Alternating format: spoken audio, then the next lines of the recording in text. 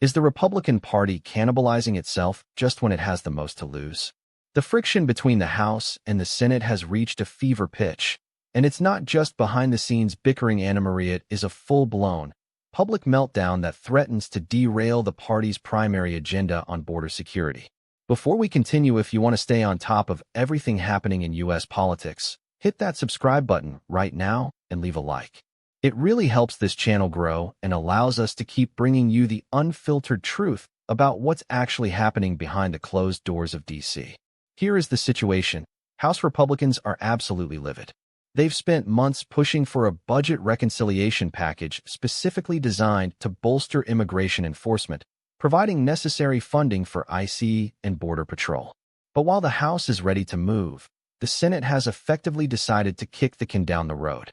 This delay hasn't just gone unnoticed. It has sparked a fiery backlash from House members who feel their Senate counterparts are simply refusing to do their jobs. Take Florida Representative Byron Donalds, for instance. He didn't mince words, stating flatly that the Senate has once again demonstrated they don't even know how to get their work done properly. Or consider Tennessee Representative Tim Burchett, who went even further, labeling the Senate's inaction as gutless and expressing deep personal frustration. These aren't just minor grievances. These are senior members of the House firing broadsides at the upper chamber, accusing their own party of cowardice and lethargy. The tension is exacerbated by the clock. President Trump had made it clear he wanted this funding on his desk by June 1st.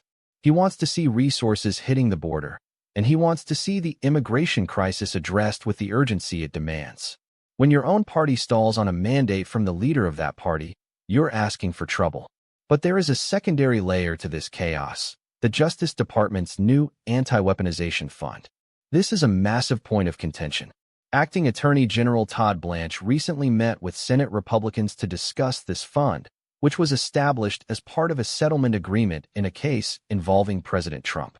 Sources tell us that over 24 Republican senators grilled Blanche, demanding to know exactly how this money will be used and, crucially, whether there are guardrails to ensure that those convicted of assaulting police officers during the January 6th riots are excluded from any potential relief.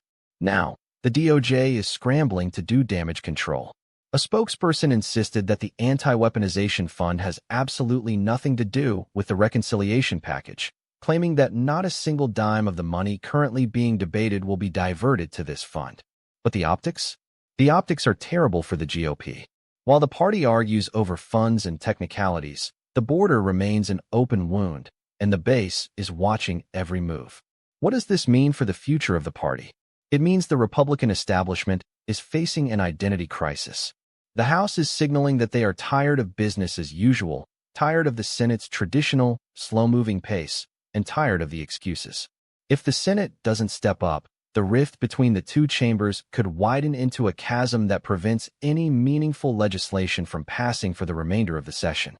We are looking at a party that is arguably more focused on internal bureaucratic wars and optics than on the legislative victories they promised the American people.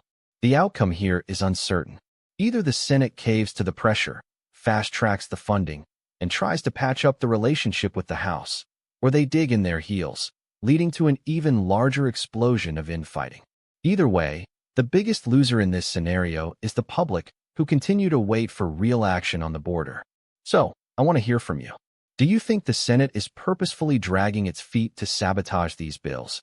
Or is this just the messy reality of the legislative process? Are representatives like Burchett and Donalds right to call out their own party? Or is this public infighting just handing a win to the opposition? Drop your opinion in the comments below. I read every single one, and I want to know where you stand on this showdown. The political landscape is shifting beneath our feet, and the pressure on Capitol Hill is only going to intensify. Stay tuned, because this story is far from over. Thanks for watching.